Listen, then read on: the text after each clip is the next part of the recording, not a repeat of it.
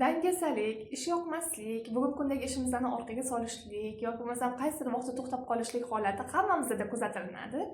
Lekin o'sha vaqtda o'rnimizdan turib, zahmatlar chekib, o'sha intilib, harakat qilib, maqsadimiz sari yetishganimizda va maqsadimizdagi mevalarni his qilib, ularni olishni boshlaganimizda Allohga shukr, Alloh izni bilan shu narsaga qodir qilganingga deb o'zimizga bevosita shukrona keltirish sabablarimiz juda ham ko'p bo'lishni boshlaydi.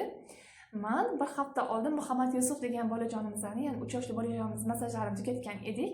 3 kun oldin oilalar aytibdilar, sizni keladigan vaqtingizni kutyapti, xolam deb so'rab qo'ymadi va bugun darsingizni bilib shu vaqtga keldim deb hozir yaqinda olib kelib, u bolajonimiz bilan ozgina vaqt o'ynadik va dildan suhbatlashib, u bolajonimni kuzatdim va mana shu energiya bilan hozir sizlarga video tayyorlayapman.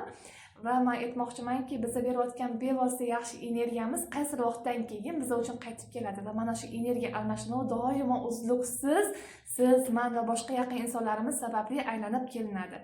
Bizning energiyamiz yaxshi bo'lyapti, yaxshi qaytyapti. Bizning energiyamiz yomon bo'lyapti, yomon narsa bizga qaytib kelar ekan. Bu narsani his qilish va bu narsani bevosita mevasini olishlik naqadar lazzatli va mana shu lazzatli va mana shu energiya bilan siz azizlagan bo'lishim keldi.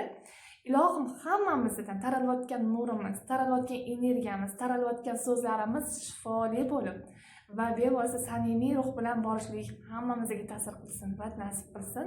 Mana shu energiyamiz kun davomida hammamizga taralsin va saqlab qolinsin degan ma'noda bu videolarni siz azizlar bilan ham bo'lishim keldi. Keyingi videolarda ko'rishguncha xayr, o'zingizni asrang va salomat bo'ling. Xayr.